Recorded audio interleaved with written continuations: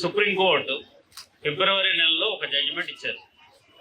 ఏంటంటే భారతదేశం అసలు ప్రజలు and at the same time అక్కడ ఉన్నటువంటి బిజినెస్ పీపుల్,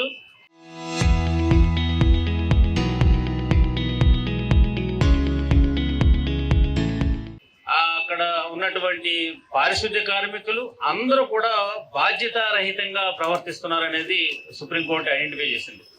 ఏం చేయాలంటే ఈ గార్బేజ్ ఇట్లాగా ప్లాస్టిక్ గార్బేజ్ ఎక్కడ పడితే అక్కడ పడేసేయడం, తర్వాత ఈ డ్రైన్స్ లో పడేసేయడం, వాటర్ కంటామినేషన్ అవ్వడం, అల్టిమేట్ గా ఎన్విరాన్మెంటల్ ఇంపాక్ట్ వచ్చే పరిస్థితికి మనం తీసుకొచ్చాం. కాబట్టి ఇప్పుడు this is the right time. ఇప్పుడు కూడా మనం కనుక మేల్కోకపోతే కనుక భావితరాలకి మంచి ఫ్యూచర్ మనం ఇవ్వలేమని చెప్పేసి కొన్ని సూచనలు గవర్నమెంట్ ఆఫ్ ఇండియాకి సుప్రీంకోర్టు చేసింది.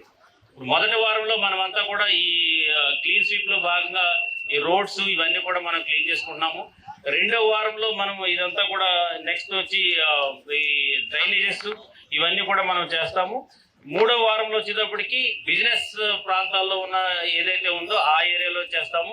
నాలుగో వారం వచ్చేటప్పటికి toilets and at the same time మన ప్రభుత్వ కార్యాలయాలు మనం చక్కగా ఉంటే ఆటోమేటిక్గా అది ఒక నిదర్శనం ఉంటుంది. ప్రభుత్వ కార్యాలయం దగ్గరికి ఎప్పటికప్పుడు ప్రజలు వస్తారు కాబట్టి గవర్నమెంట్ కార్యాలయాలు మనం ఎలా ఉంచుతాం మన అందరికీ తెలుసు.